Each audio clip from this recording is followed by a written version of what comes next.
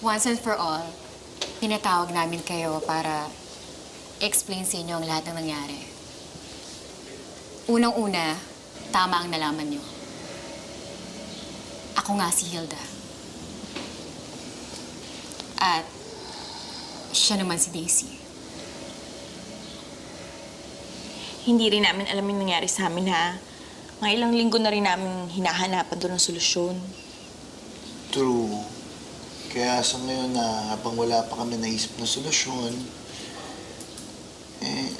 nag-decide kami yung sabihin sa inyo yung katotohanan. Kaya guys, we're asking for your understanding. Hindi madali itong pinagdadaanan namin. Kaya sana, hindi lalabas tong sikreto sa grupo natin. Okay, Yuli?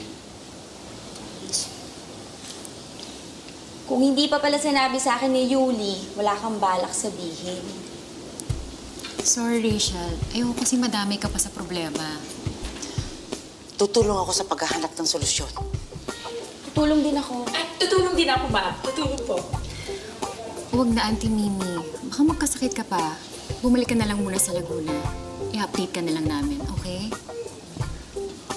At ikaw naman, Rachel, mas kailangan kita sa cake house. Ikaw lang kasi mapagkakatiwalaan ko doon. Pero, Basta, doon ka na lang muna sa cake house. Malaking tulong na yun sa akin.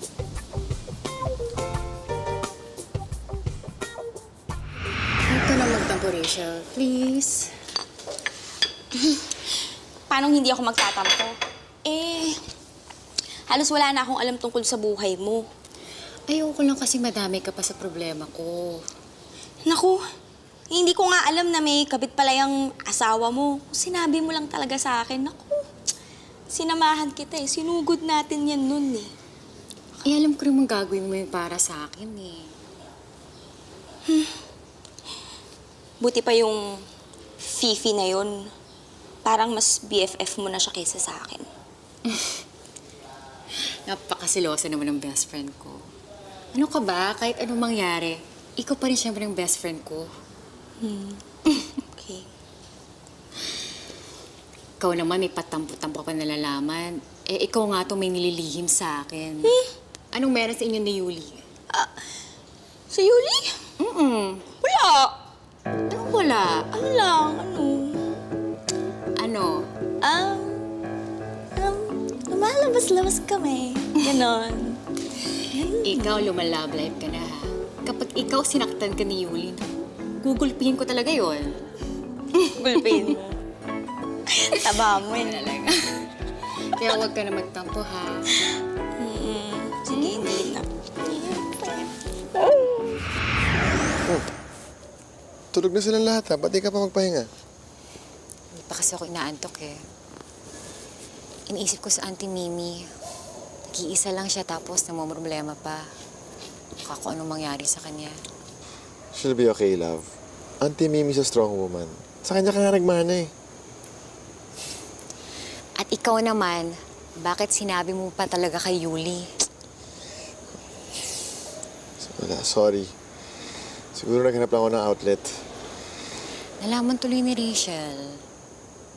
Oo nga, ang bilis mag-report ng mohawk na yun kay Rachel. May something ba yung dalawang yun? Wish niya lang na magustuhan siya ni Rachel, no? Wish. Ha?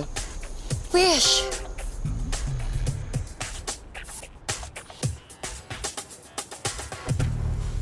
Nag-wish ako sa isang wishing fountain.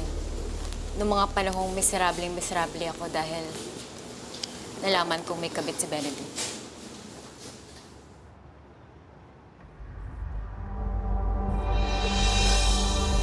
Nag-wish ako na sana yung maturuan ng leksyon ng kabit ni Benedict. Yung masakit. Yung isang leksyon na kailanman na hindi niya malilimutan.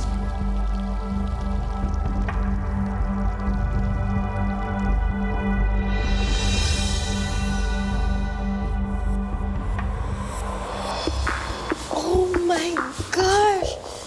Ano nangyari? May pagtatapat ako sa'yo.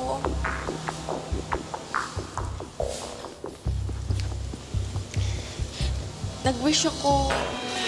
Kung ano man ang hiniling ni Hilda, sana bumalik sa kanya ng mas matindi.